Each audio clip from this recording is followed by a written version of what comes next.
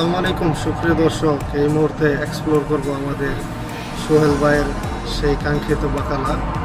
এটা মক্কা আল নাসিম জায়গাতে অবস্থিত। চলো। স্বাগতম জানাচ্ছি আমার নতুন আরেকটি ব্লগ ভিডিওতে। এই বাকালা বা দোকানের ঝাড়বাতি এবং স্টেপ লাইট আমি নিজেই করেছি। উনি হচ্ছে আমাদের সেলিম ভাই, খুব সুন্দর মনের মানুষ। সামনে সাজানো আছে মোজা, টুপি, কেপ এবং ব্যাগ। আইসক্রিমের ফ্রিজ, এখানে আছে কোন আইসক্রিম, কাপ আইসক্রিম, সব ধরনের আইসক্রিম, যেখানে বাচ্চারা দেখলেই কান্না করে এবং বড়রাও খায়।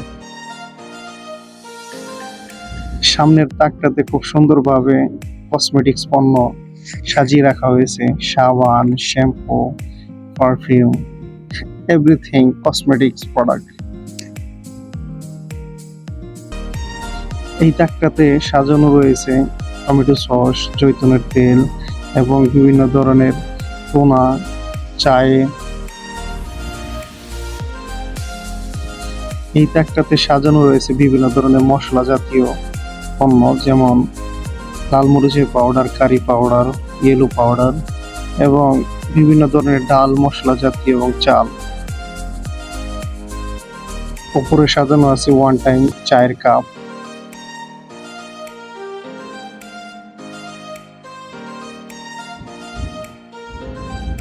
সেই প্রাণ কোম্পানির চানাচুর এবং কসমস বিস্কুট, যেটা বাংলাদেশে এখন পাওয়া যায় না কিন্তু সৌদি আরবে পাওয়া যায়। সব ধরনের বাংলাদেশি বিস্কুট সমারোহ এখানে। ওয়ান টাইম পণ্য এবং বিভিন্ন ধরনের হান্ডি, পাতিল, ছাতা, এভরিথিং।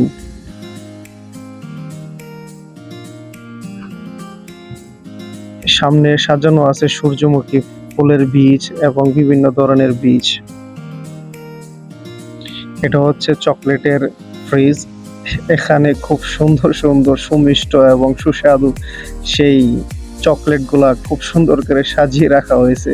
এখানের বাচ্চারা দেখা মাত্রই কান্না করতে বাধ্য এবং বাংলাদেশের বিভিন্ন শিশু বাচ্চারা বলে বিদেশি চকলেট পাঠাও।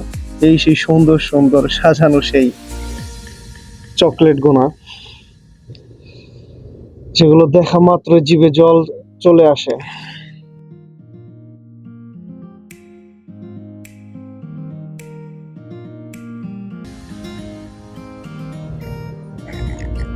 এটা হচ্ছে সেই রুটি এবং বিভিন্ন ধরনের ওয়ান টাইম পণ্য। এই তাকে আছে বিভিন্ন ধরনের সৌদি আরবের চিপস সমারোহ।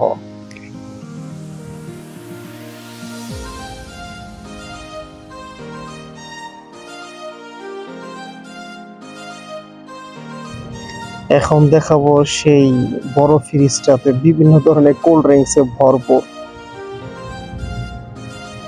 এখানে কোল্ড ড্রিঙ্কস, পেপসি, হামদিয়াত, মেরেন্ডা, ভিউ, এভরিথিং, সব ধরনের কোল্ড ড্রিঙ্ক এবং ব্যাচেলার পয়েন্টের সেই ঝর্ণার পানি, পাশাপাশি ঝর্ণার পানি, কোকা কোলার সব ধরনের কোকা কোলা, ফান্ডা, সকল কোমল পানি এবং সেই সৌদি আরবের বিখ্যাত W2 এবং সেই কুদরত, যেটা খুব প্রিয়। এটাতে আছে আলমারাবের সব ধরনের পণ্য এবং দুধ, আসির এবং দই।